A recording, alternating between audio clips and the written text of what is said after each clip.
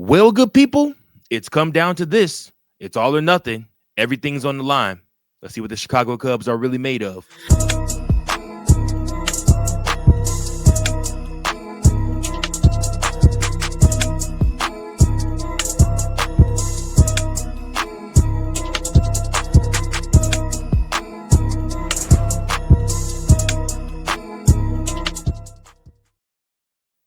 Welcome in, everybody, to another episode of Chicago Cubs Central, your number one spot for all things Chicago Cubs. I am your host, Mike Jones. Thank you so much for tuning in and for watching. Listen, I need you guys to do me a favor. I need you to go ahead and like, share, and subscribe to the pod. If this is your first time watching, welcome. For my return subscribers, listeners, viewers, I need you guys to make sure that you like this episode. Thank you so much. Chicago Cubs get downed by the San Diego Padres on Wednesday's game they were looking to hopefully shut out and close out the series against the Padres and be able to move on Saturday to the Milwaukee Brewers, who are eagerly waiting. Literally, they've been practicing every day, watching the wild card games on the big screens at the American Family Field. So again, like I said, Chicago Cubs cannot overlook the Padres. They showed you today what they're made of. Obviously, like I said, striking first with Fernando Tatis scoring, and then of course Manny Machado with the big 2-run home run shot. But that's not really the story here, folks. It's not the fact that the pitcher that Shota Imanaga gave up that 2-run homer.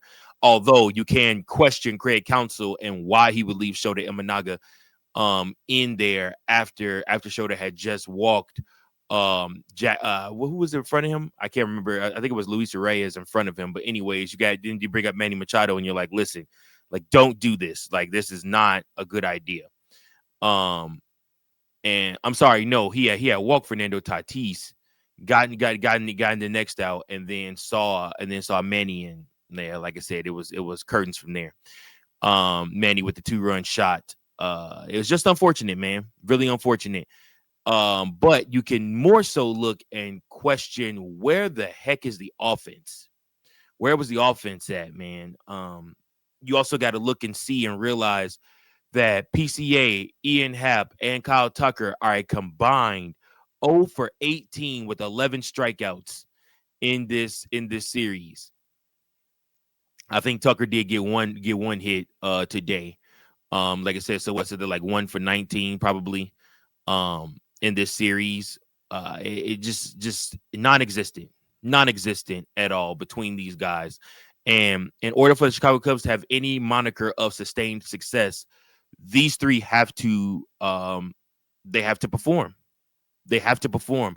With the way that the lineup is set up, you got Michael Busch, then Nico Horner, then you get into Ian Happ, then after Ian Happ is Kyle Tucker, then after Kyle Tucker is PCA.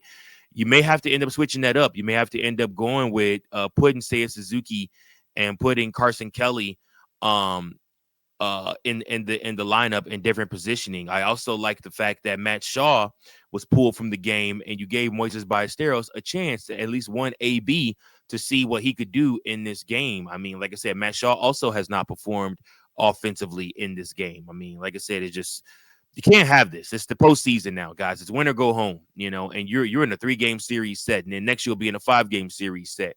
And the time for talk has run out. It's time to perform. You're getting outplayed by Dansby Swanson, Nico Horner. Like I said, those guys are pretty much carrying us. Carson Kelly, Seiya Suzuki. Those guys are pretty much carrying us right now. Where's the rest of the team? Where's the stars? Kyle Tucker is looking to try to get $300 million from somebody this summer. Where's the stars, man? Ian Happ's supposed to be the captain of this team, man. Show up for your team with your bat. Stop striking out. Stop swinging at stupid shit. 2 times he could have been walked by Dylan Cease. And instead, he swung at stuff that was completely out of the zone that cost him an AB. Hey, come on, man. What's that for? What's that for? We don't need that. Play discipline. I just feel PCA trying to do too much. He just clearly trying to do too much.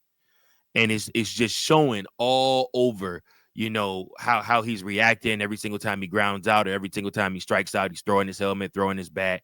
like I said, and behaving in such a way like this, man. And I understand it. You put a lot of pressure on yourself. You want to be great. You want to be the leader of this team. You want to be the face of the franchise and the face of Chicago.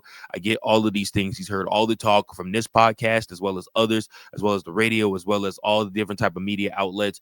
But PCA, at the end of the day, man, you got to slow down and just play baseball.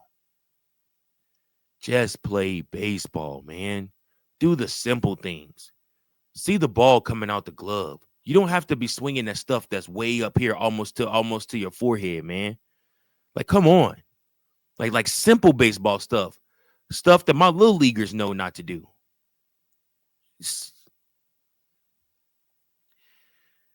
Offense needs to help. We got no offensive help in game 2, and this is a trend we've seen, and why the Chicago Cubs went on the losing streak that they did, and why they eventually fell out of first place and end up losing the division crown to the Milwaukee Brewers, because they go on these runs where they can't score a run. They can't buy a run. And I don't know if it's lineup construction as well as just guys not performing. Kyle Tucker's clearly injured, and I think everybody knows he's clearly injured. The Dodgers probably are going to come in and sign him to a big, huge contract, and they'll offload a lot of that money and only pay him a little bit up front. And he'll probably go sign and play for them, for the next 5 to 10 years. I mean, hey, more power to you, KT. If that's what you want to do, if that's what you want to be, cool. You want to play with them. You want to play with Shohei Ohtani and all those guys. I can't say I blame you. Like I said, especially if they throwing out cash like that to you. There's got to be a pride element somewhere that somebody says, everybody can't go be either a Red Sox or a Yankee or a Dodger. Like, come on, man. Like you got to want to face those guys and beat those guys, man. Like everybody can't want to join in on that, man. But I don't know. What do I know? I'm sure for all we know, Freddie Freeman's probably already recruited that man. We'll just see. But as far as I'm concerned, for this series, I would be just as fine if Kyle Tucker's injured if he just sat, man.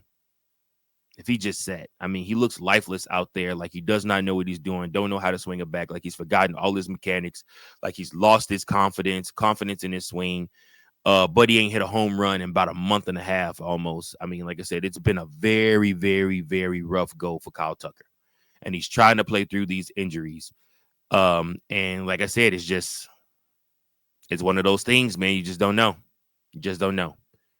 But somebody else will get him in their organization. They'll heal him up. He won't have as much pressure as playing for the Chicago Cubs, because if the Cubs pay him anywhere upwards of $250 million, they're going to expect him to, be the face of the franchise and be the leader and be the guy. And Kyle can't stay healthy, which is what the Astros knew, which is why they traded him for Cam Smith. So, things like that. But the Chicago Cubs, man, they are trying to figure it out. I don't know what's going on with Ian Happ. I can't even tell you what's wrong with Ian Happ. He's just been bad pretty much for the majority of the year. He has a couple games where he goes on a little hot streak, but for the majority of the year, Ian Happ has been bad. He just has, Hopefully on Thursday's win or go home game, like I said, it's a different story. But I really don't know. I really don't know. Chicago Cubs got to figure it out, though, man. They have to figure it out, because they are going to see one of the most ferocious pitchers in the game. Somebody that is very close to Seiya Suzuki. He will be pitching on for the Padres in Game 3, trying to lead his team to victory and guide his team to victory. Luckily for the Chicago Cubs, Mason Miller and Manjuri both will be unavailable because they both pitch back-to-back games. So thank God for that. Hopefully they don't bring Mason Miller out again, because the Cubs couldn't get a single hit off that man. But we'll have to see what happens. But we'll talk about who that guy is, the former Cub, and how the Chicago Cubs can beat him right after this. I have been talking ad nauseum, and I still will continue to talk about the product, the brand that has changed my life and can change yours too. What's that product? It's Dubby. It's an all-natural energy supplement that you can take on the daily to help you get through those urges, those moments when you want to nap, then when you hit the cliff, or if you had a long night the night before and need to get through another crazy day of the hustle and bustle, the 9 to 5, whatever you got going on. Dubby is your energy drink. That's right. Not to mention, when you buy a container of W, it actually equals out to almost $1 per drink. You can mix it in with whatever you want, whether that be a juice, whether that be a water, whether that be some type of other energy flavored drink, whatever you want, you can mix W with it and it will do the trick for you. Guys, I don't understand what you're waiting on. W takes care of everything for you. All you have to do is go on to the W website and place your order. And at this time, when you do that, all you have to do is put in Cubs Central Pod 2024. That's right, Cubs Central Pod 2024. And you get 10% off on your W order. That's right. Listen, guys, I'm telling you right now, Jitterless Energy. They have all different types of different flavors for you. W has what you need. Be better with W.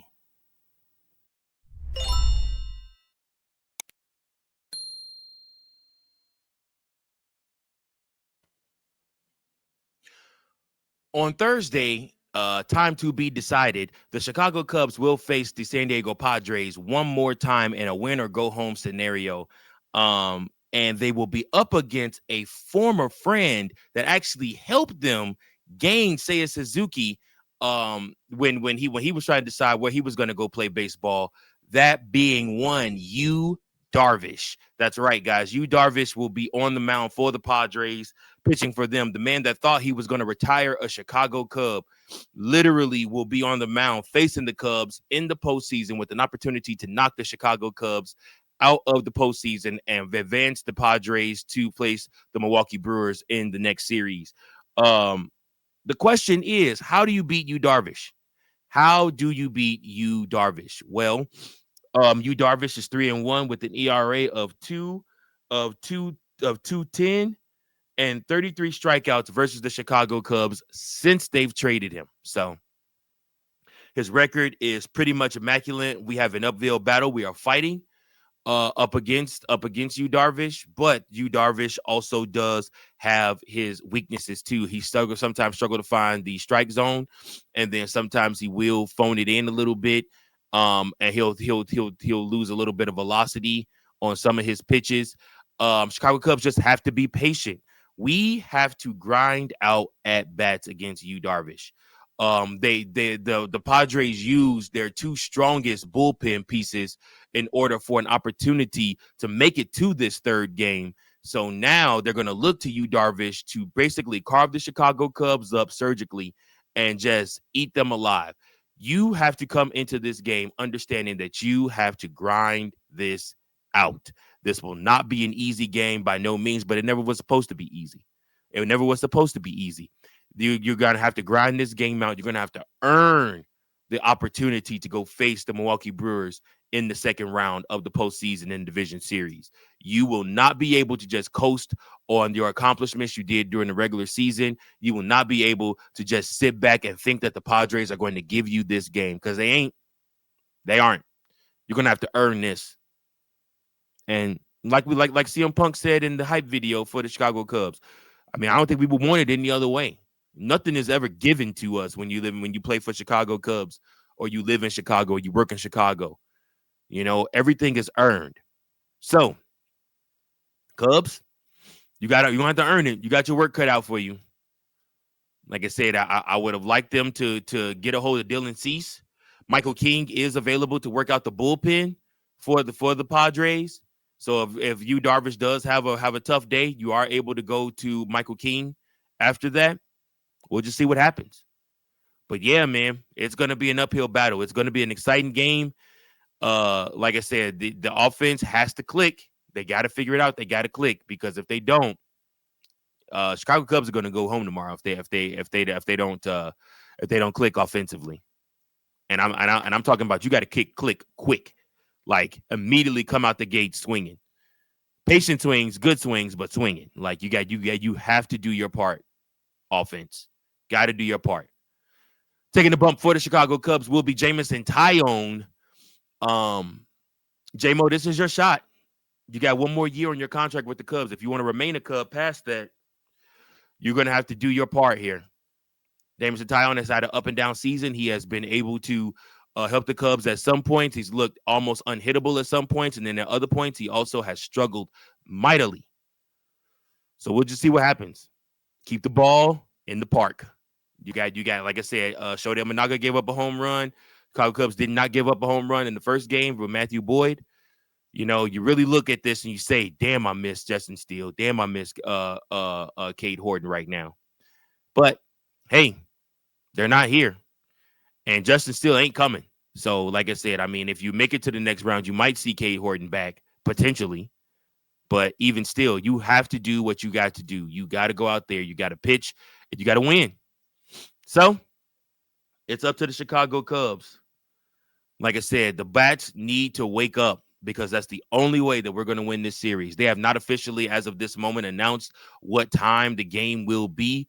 If the game is in the afternoon, I probably, unfortunately, will have to miss the watch along. I'll be listening and I'll post a video after, but I'll probably have to miss the watch along just because I have to take my wife to some very serious doctor's appointments. So, like I said, I have to do that. I have to take care of the wifey first. I understand. I hope you guys understand that. But if it is an evening game, count your boy in, like I said, and I will immediately throw something up once the time of the game is announced. I'm actually pretty shocked that at this recording time, they still haven't announced what time the game is for tomorrow. So we'll see what happens. We'll see what happens. So thank you all so much for tuning in and watching. Remember to like, share, and subscribe. You leave a 5-star rating on Spotify. Thank you guys so much. Those of you listening on Apple Music also. Thank you. Until next time, go Cubs, go. And thank you for watching another episode of Chicago Cubs Central, the #1 spot for all Chicago Cubs content. Remember to like, share, subscribe for more Cubs content.